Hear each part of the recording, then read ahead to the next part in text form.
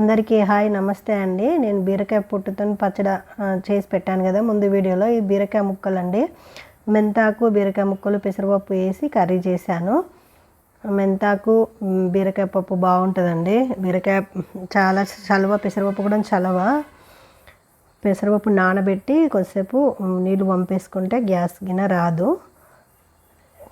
కొంచెం ఫ్రై చేసుకున్న తర్వాత దాంట్లో ఉప్పు కారం వేసేసి కొంచెం ఒక గ్లాస్ వాటర్ పోసేసి ఉడికించుకున్నానండి.